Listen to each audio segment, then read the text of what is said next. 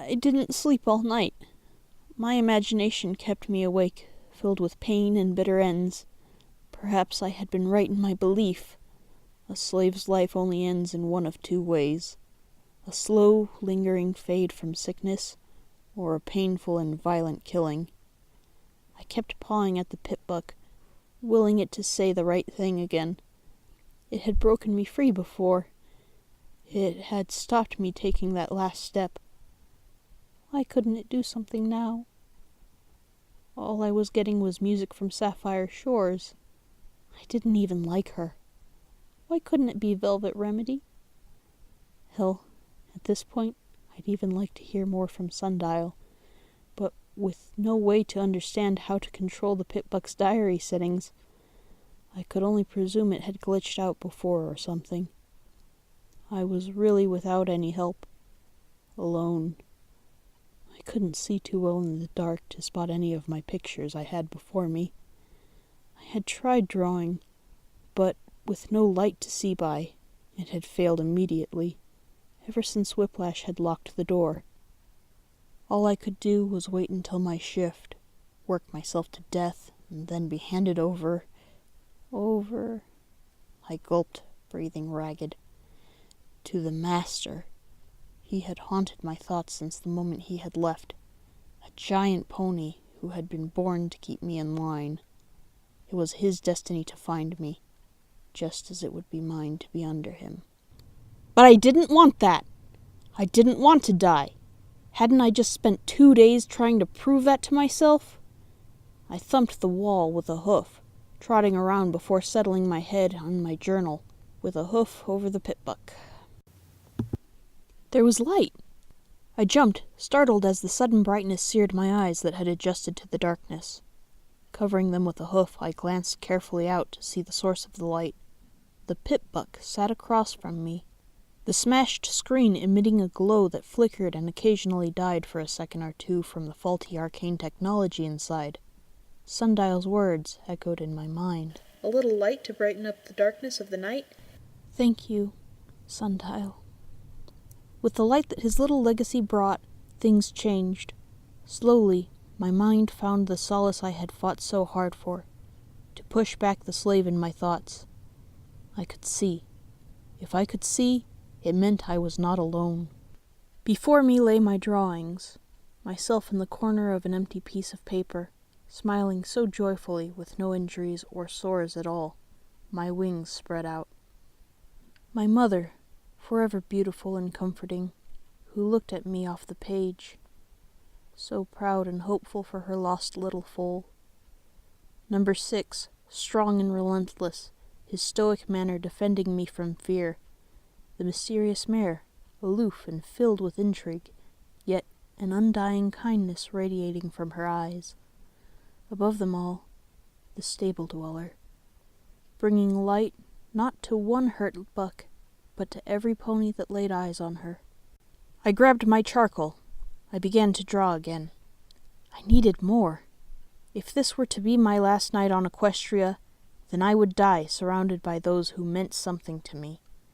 I scrambled to the parchment, filling it with images of myself standing with the others, of the mare helping me up and giggling as she looked at my more, personal pictures, of Number 6, diving with a scowl in my defense. The parchment filled, I grabbed my journal, and by the flickering light of the pit-buck, I could not stop. My eyes strained, but page after page filled with images of anything and everything I had seen, from pit-bucks to 10-pony tower. My mother cuddled into me in one, hushing away a little foal's fears. I imagined what my 6 other siblings looked like. I drew them too. Velvet Remedy, DJ Ponthry, and so many more. Charcoal raced and scratched, covering page after page. It wasn't enough. The journal was ditched. The walls themselves would be my canvas. With each flicker of light from the pit-buck, more was added. A frame-by-frame patchwork, gradually coming together each time it was visible. A stop-motion wonder before my eyes as I swiveled my head from side to side with the charcoal in my mouth. My eyes dried, My movements grew confident, and my heart, while weak and sick, began to beat with the adrenaline of purpose. I moved from wall to wall, my movements hidden by the darkness between each spark of light as shape after shape appeared. Eventually, exhaustedly, I lay back, holding the pit-buck in my hooves. As though driven by destiny, its light finally became a constant to witness my work. Around me, on all sides, was the outside world, a gigantic montage of the things that held hope from the wasteland still. I saw 10 Pony Tower, and the little settlements I had passed by, like New Appaloosa. I saw ponies moving as friends, helping one another. The stable dweller was running to the horizon, into the glorious sunset, floating in the air as ponies gathered around her in awe. She knew what lay beyond the horizon. My own mind's vision of DJ Pon3 was imprinted behind his tower in Manhattan with a microphone. Velvet Remedy, the most beautiful design I could imagine chosen for her, was singing her heart out, notes drifting around her from where she stood in the images. I saw the world I had left behind when I had been locked in here. The world with ponies who wouldn't hate me or simply want to abuse me. Yes, there were bad ponies out there too, and even worse on top of that. But there was good. Ponies who might call me a friend, or heal me to save my life. I sat up taller. Who might save my life. There was a way. If only I could. With a fervent rush, I pulled my journal over and grabbed a new piece of charcoal. I had plans to make. I needed supplies, weapons, armor, routes, and above all, a method with which to make the terrifyingly real concept in my head come to life that would make my montage into a reality, to allow me to travel into that sunset and find out just where it went to escape the darkness. I would escape it. My life depended on it now.